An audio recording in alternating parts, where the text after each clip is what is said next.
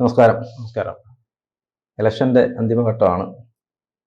BJP. നേതൃത്വം കൊടുക്കുന്ന NDA അധികാരത്തിൽ വരാൻ പോവുകയാണ് എന്ന് ഏകദേശം ആളുകൾക്കെല്ലാം ഒരു ധാരണയുണ്ട്. അങ്ങനെ തന്നെയാണ് എന്നാണ് താങ്കളും വിചാരിക്കുന്നതെന്ന് തോന്നുന്നു. തീർച്ചയായും താങ്കൾക്ക് അങ്ങനെ വിചാരിക്കാൻ തരവില്ല. അതെ. യുവരാജ് ഗോകുൽ, താങ്കൾ എൻ്റെ ഒരു ചോദ്യത്തിന് ഉത്തരം പറയണം. BJP വർഗീയ പാർട്ടിയാണ് എന്നാണ് ആളുകൾ ചിന്തിക്കുന്നത്. അത് എത്രമാത്രം സത്യമാണ്? അതിലെന്തെങ്കിലും ശരികേടുണ്ടോ? BJP വർഗീയത പറയുന്നു എന്ന് പറയുമ്പോൾ ഞാൻ തിരിച്ചു ചോദിക്കുന്ന ഒരു കാര്യം എന്ന് പറഞ്ഞു കഴിഞ്ഞാല്, ഇന്ത്യൻ പൊളിറ്റിക്സില് മതം ഉപയോഗിക്കാതെ എപ്പോഴാണ് ആരാണ് ഇവിടെ തെരഞ്ഞെടുപ്പിനെ നേരിട്ടിട്ടുള്ളത് എന്നുള്ളതാണ്. 2005 നമ്മുടെ മുഖ്യമന്ത്രിയായിരുന്ന AK ആന്റണി രാജിവെക്കുന്ന സാഹചര്യം എങ്ങനെയാണ് കേരളത്തിലുണ്ടായത്? 2005 അന്ന് നരേന്ദ്രമോദി ഇല്ല, അല്ലെങ്കിൽ നരേന്ദ്രമോദി ഇല്ല എന്നല്ല, പ്രധാനമന്ത്രിയായിട്ടോ ദേശീയ നേതൃത്വത്തിലോ ലോക്സഭാ തെരഞ്ഞെടുപ്പിൽ തോക്കുമ്പോൾ BJP തോറ്റു കഴിഞ്ഞു. കേന്ദ്രത്തില് BJP ഇല്ല. അന്ന് അദ്ദേഹം രാജിവെക്കുന്ന സാഹചര്യം ഉണ്ടാകുന്നത് പ്രധാനമായിട്ടും ന്യൂനപക്ഷ വോട്ട് ബാങ്ക് ഉണ്ടെന്നും ആ ന്യൂനപക്ഷങ്ങൾ സംഘടിത വോട്ട് ബാങ്ക് ഉപയോഗിച്ച് സംസ്ഥാന സർക്കാരിന്റെ മേല് പ്രഷർ ചെലുത്തുന്നുവെന്നും പറഞ്ഞിട്ടാണ്. വിവാദമായ പ്രസ്താവനയായിരുന്നു. അവസാനം എന്ത് സംഭവിച്ചു? അദ്ദേഹത്തിന് രാജിവെച്ച് പോകേണ്ടി വന്നു ആ പൊളിറ്റിക്സിന്റെ മുമ്പിൽ, അല്ലെങ്കിൽ ആ പ്രഷറിന്റെ മുമ്പിൽ.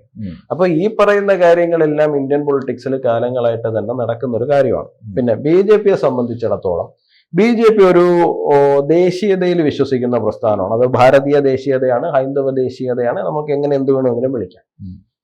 BJP വിശ്വസിക്കുന്ന അതിന്റെ പോളിസിയിലാണ് വിശ്വസിക്കുന്നത്.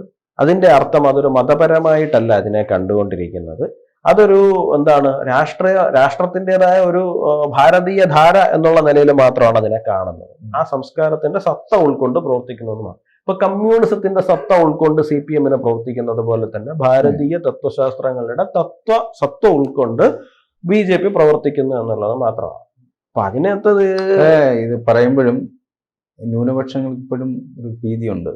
അല്ല, തീർച്ചയായിട്ടും. കാര്യം വെച്ച് കഴിഞ്ഞാൽ അനാവശ്യമായിട്ടുള്ള ക്യാമ്പയിൻ, അത് ഞാൻ പറയും. ഇപ്പൊ കഴിഞ്ഞ ദിവസം ഞാൻ മലപ്പുറത്ത് പോയി. ഇപ്പൊ BJPയുടെ വളരെ സമുന്നതനായ ഒരു നേതാവുണ്ട് അവിടെ. അദ്ദേഹത്തിന്റെ വീട്ടിൽ ഞാൻ പോകുന്ന ഒരു സാഹചര്യമുണ്ട്. അപ്പൊ അദ്ദേഹം എന്നോട് പറഞ്ഞു, അദ്ദേഹം കുറച്ച് വിഷമത്തോടുകൂടി എന്നാൽ ചിരിച്ചുകൊണ്ട് അദ്ദേഹം പറഞ്ഞൊരു കാര്യം വെച്ച് കഴിഞ്ഞാൽ, അദ്ദേഹത്തിന്റെ വീട്ടിന്റെ അടുത്തുള്ള ഒരു ഉമ്മ അദ്ദേഹത്തിന്റെ വീട്ടിൽ വന്നിട്ട് പറഞ്ഞു, അദ്ദേഹത്തിന്റെ അമ്മയോട് പറഞ്ഞു, മോനെ, ഈ എന്റെ പേര് ഒഴിവാക്കാൻ നിങ്ങളുടെ മോനോടൊന്ന് പറയണം.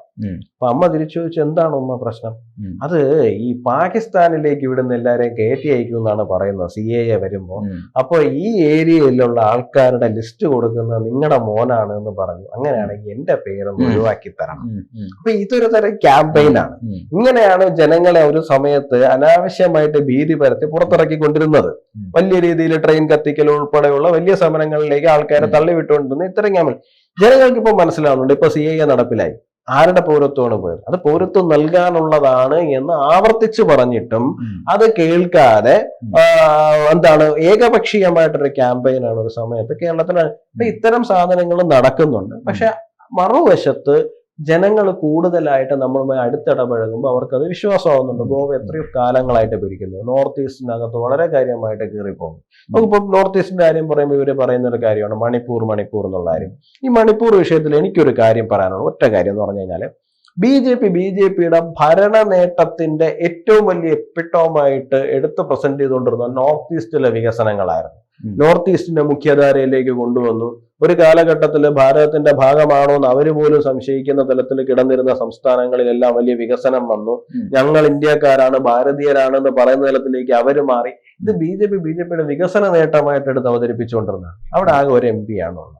ഈ ഒരു MP ആ ഒരു ഇതിനു വേണ്ടിയിട്ട് BJP ഇത്രയും വലിയ പ്രശ്നം ഉണ്ടാക്കുന്നതാണ്. ആ പ്രദേശം നോർത്ത് ഈസ്റ്റേൺ എന്ന് പറയുന്നത് വളരെ പ്രധാനപ്പെട്ട ഒരു പ്രദേശമാണ്. അത്രയും സ്റ്റേറ്റ് ഉൾപ്പെടുന്ന പ്രദേശം. അതെ, MP-യുടെ എണ്ണത്തെക്കാൾ ഒരു ആ പ്രദേശത്തിന്റെ പ്രാധാന്യം. അതെ, അതാണ് ഞാൻ ചോദിക്കുന്നത്. പ്രദേശത്തിന്റെ പ്രാധാന്യം എന്ന് പറയുമ്പോൾ ആ പ്രദേശത്തെ ജനങ്ങളെ ഒപ്പം നിർത്തിക്കൊണ്ടല്ലേ ആ പ്രദേശത്തെ നമ്മൾ എപ്പോഴും ഭാരതത്തോട് നമുക്ക് ചേർക്കാൻ പറ്റുള്ളൂ. അല്ലാണ്ട് ആ പ്രദേശത്തെ ജനങ്ങളോട് യുദ്ധം പ്രഖ്യാപിച്ചുകൊണ്ട് നമുക്ക് ചെയ്യാൻ കഴിയുമോ?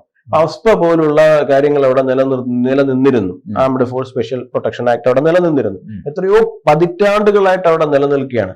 ഇറോം ശർമിള പോലും അവിടെ എത്ര 10-15 വർഷം അവർ നിരാഹാരം കിടക്കുന്ന സാഹചര്യം ഉണ്ടായിട്ടുണ്ട്. ഇത് മാറ്റിക്കിട്ടാൻ വേണ്ടിയിട്ടാണ്, ഈ നിയമം മാറ്റിക്കിട്ടാൻ വേണ്ടിയിട്ടാണ്. അപ്പൊ അത് ശരിക്കും പറഞ്ഞാൽ ആ ജനങ്ങളോട് ഫൈറ്റ് ചെയ്തുകൊണ്ട് ചെയ്യുന്ന പോലത്തെ ഒരു കാര്യമാണ് നടക്കുന്നത്. അവരെ എന്തോ ഫോഴ്സ് ഉപയോഗിച്ച് ഇവിടെ അതിന് പകരം അവരെ വികസനം കൊടുക്കുക, അവർക്ക് വേണ്ടിയിട്ടുള്ള ജീവൽ പ്രശ്നങ്ങൾ പരിഹരിക്കുക, അവരെ മുഖ്യധാരയിലേക്ക് കൊണ്ടുവരിക എന്നുള്ളതാണ്. അല്ലാണ്ട് ഒരു കലാപം ഉണ്ടാക്കി ഒരു വിഭാഗത്തിനെ കൂട്ടക്കുരുതി നടത്തിയിട്ട് പിന്നെ ഇത് ചെയ്യാന്ന് പറയുന്ന ഒരു സാധനം അത് ആ ഒരു രീതിയിലൊന്നും പോസിബിൾ ആവില്ല. അങ്ങനെയാണെന്നുണ്ടെങ്കിൽ നോർത്ത് ഈസ്റ്റിൽ മൊത്തത്തിൽ BJP അത്ര സാഹചര്യങ്ങളിലേക്ക് പോകണം. നമുക്ക് മണിപ്പൂരിൽ ഈ വിഷയം ഉണ്ടായിട്ട് 95% ക്രിസ്ത്യാനികൾ അല്ലെങ്കിൽ 99% ക്രിസ്ത്യാനികളുള്ള മിസോറാമില് തൊട്ടടുത്ത ഇലക്ഷൻ വെറും 4 മാസം കഴിഞ്ഞ് നടക്കുന്ന ഇലക്ഷനിൽ BJPയുടെ MLA-മാർ 1 നിന്ന് 2 വർദ്ധിക്കാനുണ്ടായത്. നമ്മൾ ഈ കേരളത്തിൽ അനാവശ്യ ക്യാമ്പയിൻ നടക്കുന്നുണ്ടെങ്കിലും തൊട്ടടുത്ത് കിടക്കുന്ന സംസ്ഥാനക്കാർക്ക് അറിയാം അതൊരു വർഗീയ കലാപം അല്ല, അതൊരു വംശീയ പ്രശ്നമാണ്, ഗോത്രപരമായ ആ വംശീയ പ്രശ്നം നമുക്ക് അവസാനിപ്പിക്കണം എന്നുള്ള ആ തുടക്കത്തിലെ അതിൽ ഇടപെടാതെ പോയി. അത് നമുക്ക് അങ്ങനെ, അതാണ് ഞാൻ പറഞ്ഞത്, നമ്മളൊരു പതിറ്റാണ്ടുകളായിട്ട് അവിടെ അസ്പ നിലനിൽക്കുന്നതാണ്. എന്തുകൊണ്ടായിരിക്കും അങ്ങനെ നിലനിൽക്കുന്ന സാഹചര്യം അവിടെ ഉണ്ടാകുന്നത്? കാരണം ആ രീതിയിലാണ് ഈ ഗോത്രങ്ങൾ പരസ്പരം ഏറ്റുമുട്ടിക്കൊണ്ടിരിക്കുന്നത്. അപ്പൊ എത്രയോ വർഷങ്ങളായിട്ട് അവരുടെ ബ്ലഡിന്റെ അകത്ത് അവര് ജനിച്ചു വീഴുന്ന കാലം മുതൽ ഞാൻ ആ വിഭാഗത്തിനെ കൊല്ലാൻ ജനിച്ചവനാണ് എന്നുള്ള തലത്തിലുള്ള ഒരു ഇതാണ് അവരുടെ തലയിലേക്ക് കീറിക്കൊണ്ടിരിക്കുന്നത് വളരെ ചെറുപോലെ.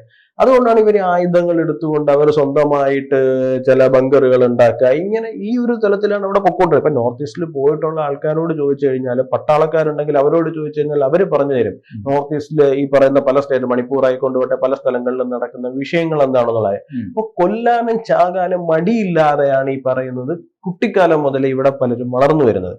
ഒരു ദിവസം കൊണ്ടോ 2 ദിവസം കൊണ്ടോ തീർക്കാൻ പറ്റുന്ന പ്രശ്നമല്ല. ഒരു വർഗീയ കലാപമാണെന്നുണ്ടെങ്കിൽ നിങ്ങൾ വർഗീയ കലാപങ്ങളുടെ ചരിത്രം മുഴുവൻ എടുത്ത് നോക്കിക്കോളൂ. 2-3 ദിവസം കൊണ്ട് ഒരു കലാപത്തിനെ നമുക്ക് നിർത്താൻ കഴിയും. പക്ഷെ ഈ വംശീയമായ പ്രശ്നങ്ങളെ അങ്ങനെ അല്ല അവസാനിപ്പിക്കുക എന്ന് പറയുന്നത് ബുദ്ധിമുട്ടാണ്. അപ്പോൾ ഒരു ദിവസം കൊണ്ട് സ്വിച്ചിട്ടതുപോലെ നിർത്താൻ പറ്റുന്ന പ്രശ്നവുമല്ല.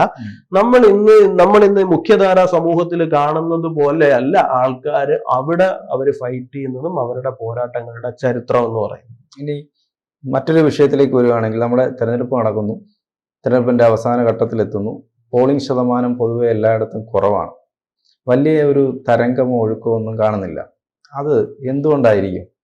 അത് ആർക്ക് അനുകൂലമായിരിക്കും എന്നാണ്? അതെ, ഈ സെഫോളജിസ്റ്റുകൾ, വളരെ എക്സ്പേർട്ട് ആയിട്ടുള്ള സെഫോളജിസ്റ്റുകളോട് സംസാരിക്കുമ്പോൾ സെഫോളജിസ്റ്റുകൾ എല്ലാം പറയുന്നത്, ഭരിക്കുന്ന സർക്കാരിനോട് പ്രത്യേകിച്ചൊരു വിരോധമില്ല എന്നുണ്ടെങ്കിൽ, ഇതിനെ മാറ്റിയേ പറ്റൂ എന്നുള്ള തലത്തിലുള്ള ഒരു വിരോധം വന്നിട്ടില്ല എന്നുണ്ടെങ്കിൽ സ്വാഭാവികമായിട്ട് പോളിംഗ് കുറയാനാണ് സാധ്യത. ഒന്ന്. രണ്ടാമത്തെ ഒരു കാര്യം എന്ന് പറഞ്ഞു കഴിഞ്ഞാൽ, ഇപ്പൊ NDA 400+ അബ് കി ബാർ 400 പാർ എന്ന് പറയുന്ന ആ ഒരു സ്ലോഗൻ ഫസ്റ്റ് 2 ഫേസിൽ വലിയ രീതിയിൽ ഇമ്പാക്ട് ഉണ്ടാക്കിയിട്ടുണ്ട്. കാരണം ഈ പ്രതിപക്ഷത്തിൻ്റെതായിട്ടുള്ള പല വോട്ട് ബെൽറ്റുകളിലും ഇവരെന്തായാലും ജയിക്കാൻ പോവുകയാണ് എന്നുള്ള ഒരു നിസ്സംഗത ഉണ്ടാക്കിയിട്ടുണ്ട്. വോട്ടർമാർക്കിടയിൽ ഒരു നിസ്സംഗത ഉണ്ടായിട്ടുണ്ട്. ഇപ്പൊ കേരളത്തിൽ പോലും അത് പ്രകടമാണ്. ഇപ്പൊ ശരിക്കും പറഞ്ഞു കഴിഞ്ഞാൽ കേന്ദ്ര സർക്കാരിനെ മാറ്റണം എന്നുള്ള ഒരു അതീവമായ വികാരം ഉണ്ടായിരുന്നു എങ്കിൽ കേരളം പോലെ ഒരു സ്ഥലത്ത് ആൾക്കാർ അഭൂതപൂർവമായിട്ട് ഇറങ്ങി വോട്ട് ചെയ്യേണ്ടതായിരുന്നു. പക്ഷെ ഇവിടെ പോലും ആൾക്കാർ പിന്നിലേക്ക് വരുന്നു, വോട്ട് ചെയ്തിട്ട് എന്താ കാര്യം എന്നുള്ള ഒരു തലത്തിലേക്ക് ആൾക്കാർ പിറകിലേക്ക് മാറുന്ന ഒരു കാര്യം പല ബെൽറ്റുകളിൽ, എസ്പെഷ്യലി ന്യൂനപക്ഷ ബെൽറ്റുകളിൽ ഉണ്ടായിട്ടുണ്ട് എന്നുള്ളതാണ് നമുക്കൊരു റീഡിങ്ങൾ. പിന്നെ ഒരു വലിയ വിരോധമില്ല എന്നുള്ള ഒരു ഫാക്ടർ ഉണ്ട്. ഭരണത്തിനെതിരായിട്ടുള്ള ഒരു വലിയ വികാരമില്ല. അതാണ് എപ്പോഴും പോളിംഗ് കുറയുന്നതിന്റെ ഒരു റീസൺ ആയിട്ട് പറയുന്നത്. ആന്റി ഇൻകംബൻസി അധികമില്ല. ആന്റി ഇൻകംബൻസി വരുമ്പോഴാണ് ഗവൺമെന്റിനെതിരായിട്ട് വാശി വെച്ച് വോട്ട് ചെയ്യുക എന്നുള്ള ഒരു. എത്ര സീറ്റ് വരെ പിടിക്കാം? BJP 300+ പോകും, അതിനകത്ത് സംശയമൊന്നുമില്ല. NDA 400 വരെ പോകാനുള്ള സാധ്യത നിലനിൽക്കുന്നുണ്ട്. പോകാനും പോകാതിരിക്കാനും സാധ്യത.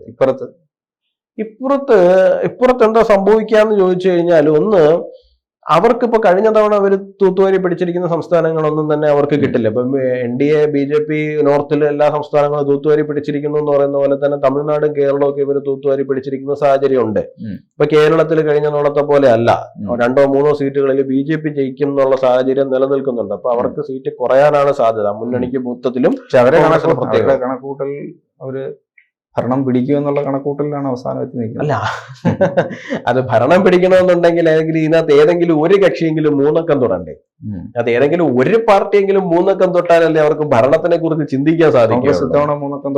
കോൺഗ്രസിന് ഇത്തവണയും നമുക്ക് പ്രതിപക്ഷ നേതാവിനെ കിട്ടാനുള്ള MP-മാരെ കിട്ടാൻ പോകുന്നില്ല എന്നുള്ളതാണ് യാഥാർത്ഥ്യം. ഇല്ല, കിട്ടില്ല. അവര് വളരെയധികം അവര് പ്രതീക്ഷ വെച്ചിരിക്കുന്നത് കർണാടകത്തിൽ അവർക്ക് 10-ൽ കൂടുതൽ എംപിമാരെ കിട്ടും എന്നൊക്കെ ഉള്ള പ്രതീക്ഷയിലാണ് അവരുള്ളത്. ഇത്തവണ അവർ കർണാടകത്തിൽ ഒറ്റയക്കത്തിന് അപ്പുറം കടക്കില്ല എന്നുള്ള കാര്യത്തിൽ ആർക്കും സംശയം ഉണ്ടാവേണ്ട കാര്യമില്ല. പിന്നെ തെലങ്കാനയിൽ വലിയ മുന്നേറ്റം ഉണ്ടാവുമെന്ന് പ്രതീക്ഷിക്കുന്നുണ്ട്. തെലങ്കാനയിൽ ഏറ്റവും വലിയ ഒറ്റകക്ഷി BJP ആയിരിക്കും. ആ കാര്യത്തിനകത്തും യാതൊരു സംശയം വേണ്ട. പിന്നെ പഞ്ചാബാണ് കഴിഞ്ഞ തവണ അവർക്ക് വലിയ ഒരു തരത്തിലുള്ള മേൽക്കൈ കോൺഗ്രസിന് കൊടുത്തത്, ഇൻഡിവിജ്വലി കോൺഗ്രസിന്. പഞ്ചാബിൽ അവർ കഴിഞ്ഞ തവണ ലഭിച്ച എംപിമാർ 8 എംപിമാരുണ്ടായിരുന്നു. ഇത്തവണ അത് പകുതിയോ അതിലും താഴേക്കോ ആയിട്ട് കുറയാനാണ് കോൺഗ്രസിനോട് സാധ്യതയുള്ള. കോൺഗ്രസിന് എവിടെയാണ് സീറ്റ് കൂടുക? ഞാൻ നോക്കിയിട്ട് എന്റെ ഒരു പൊളിറ്റിക്കൽ റീഡിംഗിൽ ഇതിൽ എവിടെയാണ് കർണാടകത്തിൽ അവർക്ക് ഒരല്പം എംപിമാരെ കിട്ടും. പക്ഷെ ആ എംപിമാർ അവർക്ക് പഞ്ചാബിലും നഷ്ടം വരും, കേരളത്തിലും നഷ്ടം വരും, തമിഴ്നാട്ടിലും നഷ്ടം വരും. പഞ്ചാബിൽ നഷ്ടം വരും. പഞ്ചാബിൽ തീർച്ചയായിട്ടും അവർക്ക് നഷ്ടം വരും. തീർച്ചയായിട്ടും നഷ്ടം വരും. പഞ്ചാബിൽ ആര് മുന്നിൽ വരും? പഞ്ചാബിനകത്ത് ഒരു ചതുഷ്കോണ ഫൈറ്റ് നടക്കുന്നുണ്ട്. ആ ചതുഷ്കോണ ഫൈറ്റിനകത്ത് എല്ലാവർക്കും 2-3 എംപിമാരെ വെച്ച്, അയച്ച 13 എംപിമാരെ 13 എംപിമാരിൽ എല്ലാവർക്കും 2-3 എംപിമാരെ വെച്ച് കിട്ടിക്കഴിഞ്ഞാൽ തീർച്ചയായിട്ടും കോൺഗ്രസിന് പിറകിലേക്ക് ഇറങ്ങാന്നുള്ളതല്ലാണ്ട് വേറെ ഓപ്ഷൻ ഇല്ല. ഇത്തവണയും കരക്കിരിക്കേണ്ടി വരും തീർച്ചയായിട്ടും. ഈ അടുത്തെങ്ങാനും അധികാരത്തിൽ വരുന്ന ലക്ഷണം കാണുന്നുണ്ടോ? കോൺഗ്രസ് ആണ് എന്നുണ്ടെങ്കിൽ ഇനി ബുദ്ധിമുട്ടാണ്. ഒറ്റയ്ക്ക് അവർക്ക് എന്തായാലും ഇടക്കാലത്തൊന്നും സാധിക്കില്ല. അതിനുള്ള റീസൺ എന്ന് പറഞ്ഞു കഴിഞ്ഞാൽ BJP ഇപ്പൊ 2004 BJP അധികാരം നഷ്ടപ്പെടുന്ന ഒരു സാഹചര്യം ഉണ്ടായിരുന്നു. വലിയ തരത്തിൽ ഇന്ത്യ ഷൈനിങ് ക്യാമ്പയിൻ ഒക്കെ നടത്തി വന്നിട്ട് അവസാനം പോകുന്ന ഒരു സാഹചര്യം ഉണ്ടായി. അന്നത്തെ BJP അല്ല ഇന്നത്തെ BJP എന്ന് പറയുന്നത്. അന്ന് BJP ഒരു 3-4 സ്റ്റേറ്റ് പാർട്ടി മാത്രമാണ്. ശരിക്കും പറഞ്ഞാൽ ആർക്കും അത് മനസ്സിലായില്ലെങ്കിലും അത് 3-4 സ്റ്റേറ്റ് അന്ന് UP-യിൽ ഉണ്ടായിരുന്നു. പക്ഷെ UP-യിൽ അന്ന് SP-യും BSP-യും ഒക്കെ വലിയ പാർട്ടികളായിട്ട് നിലനിൽക്കുകയാണ്. BSP ഭരിക്കുകയും BJP അതിന്റെ പുറകിൽ നിൽക്കുകയും ചെയ്യുന്ന ഒരു സാഹചര്യമായിരുന്നു ഉണ്ടായിരുന്നത്. അതുപോലെ മഹാരാഷ്ട്ര വന്ന ശിവസേനയുടെ പുറകിൽ മാത്രമായിരുന്നു BJP ഉണ്ടായിരുന്നത്. അപ്പൊ BJP ഓൺ മെറിറ്റിൽ എവിടെ ഉണ്ടെന്ന് ചോദിച്ചു കഴിഞ്ഞാൽ അത് ഗുജറാത്തിലുണ്ടായിരുന്നു, മധ്യപ്രദേശിലുണ്ടായിരുന്നു, രാജസ്ഥാനിലുണ്ടായിരുന്നു. ഹരിയാനയിൽ BJP ഇല്ല, ആസാമിൽ BJP ഇല്ല. പിന്നെ അതുപോലെ പല സംസ്ഥാനങ്ങളിൽ ഇപ്പൊ കർണാടകത്തിൽ BJP അധികാരത്തിൽ വന്നിട്ടില്ല. 2008 മാത്രമാണ് BJP കർണാടകത്തിൽ ആദ്യമായിട്ട് അധികാരത്തിൽ വരുന്നത്. അതുവരെ വളരെ ചെറിയൊരു പാർട്ടി മാത്രമാണ് BJP എന്ന് പറയുന്നത്. പക്ഷെ ഇന്ന് അങ്ങനെ ഒരു സാഹചര്യത്തിലല്ല BJP നിൽക്കുന്നത്. ഇന്ന് അതുപോലെ ഒരു 3 സ്റ്റേറ്റിൽ ഒതുങ്ങി നിൽക്കുന്ന ഒരു പാർട്ടി അല്ല BJP. ഇന്ന് ഹരിയാനയിൽ ഭരണത്തിലിരിക്കുന്നു, ആസാമിൽ ഭരണത്തിലിരിക്കുന്നു, ഒറീസയിൽ BJD-യെക്കാളും മുകളിലേക്ക് പോകുന്ന തലത്തിലേക്ക് വളർന്നു. ബംഗാളില് BJP 1%-2% വോട്ട് മാത്രമാണെന്നുള്ളതെന്നുണ്ടെങ്കിൽ ഇന്ന് അത് ഏതാണ്ട് 40%-ലധികം വോട്ട് നേടുന്ന സാഹചര്യത്തിലേക്ക് ബംഗാളിൽ BJP വളർന്നു. ഈവൻ തമിഴ്നാട്ടിൽ പോലും BJP ഇത്തവണ 20% വോട്ടിലേക്ക് എത്തും എന്നുള്ള കാര്യത്തിൽ ആർക്കും സംശയം വേണ്ട. കേരളത്തിൽ പോലും ഒരാൾക്കും BJP ജയിക്കില്ല എന്ന് പറയാനുള്ള ധൈര്യമില്ല എന്ന് പറയുന്ന ഒരു സാഹചര്യമാണ്. കേരളത്തിൽ എത്ര സീറ്റ് കിട്ടും അതും കൂടെ പറഞ്ഞ നമുക്ക്? കേരളത്തിൽ നമ്മൾ 3 സീറ്റ് ജയത്തിന് അരികിലാണ് നിൽക്കുന്നത്. ഏതൊക്കെ? തൃശ്ശൂര്, തിരുവനന്തപുരം, പത്തനംതിട്ട. ഈ 3 പത്തനംതിട്ട ജയിക്കുമോ? പത്തനംതിട്ട നമ്മുടെ ഇവിടുത്തെ മാധ്യമങ്ങളുടെ സർവേയിൽ പോലും പറയുന്നത് 3-1 വോട്ട് BJP നേടുന്നു എന്നാണ്. 3 പേര് മത്സരിക്കുന്ന സ്ഥലത്ത് 3-1 വോട്ട് നേടുന്ന ആള് തോൽക്കും എങ്ങനെയാണ് പറയാൻ സാധിക്കുക? അതൊരു വിജയസാധ്യതയിൽ തന്നെയല്ലേ നിലനിൽക്കുന്നത്. അത് വോട്ട് ആലപ്പുഴ യുവരാജിന്റെ ലിസ്റ്റിൽ ഇല്ല. ആലപ്പുഴ നമുക്കൊരു ജയത്തിലേക്ക് പോകാൻ കഴിയുമോ ഇല്ലയോ എന്നുള്ള കാര്യത്തിൽ എനിക്കറിയില്ല. പക്ഷെ വലിയ രീതിയിലുള്ള വോട്ട് വർധന അവിടെ ഉണ്ടായി. ഇപ്പൊ ഉദാഹരണം പറഞ്ഞാൽ കഴിഞ്ഞ തവണ പത്തനംതിട്ട വലിയ രീതിയിലുള്ള വോട്ട് വർധനയുണ്ടായി, തൃശ്ശൂർ വലിയ രീതിയിലുള്ള വോട്ട് വർധനയുണ്ടായി. ഇത്തവണത്തെ തെരഞ്ഞെടുപ്പിൽ അതൊക്കെ വിജയത്തിലേക്ക് നിൽക്കുന്നു. അതുപോലെ തന്നെ ആറ്റിങ്ങലിനെ നമുക്ക് ലിസ്റ്റിൽ നിന്ന് ഒഴിവാക്കാൻ കഴിയില്ല. 3 എന്ന് പറയുമ്പോൾ അതിന്റെ അകത്ത് ആറ്റിങ്ങലിനെ നമുക്ക് പെടുത്തേണ്ടി വരും എന്നുള്ള സാഹചര്യമുണ്ട്.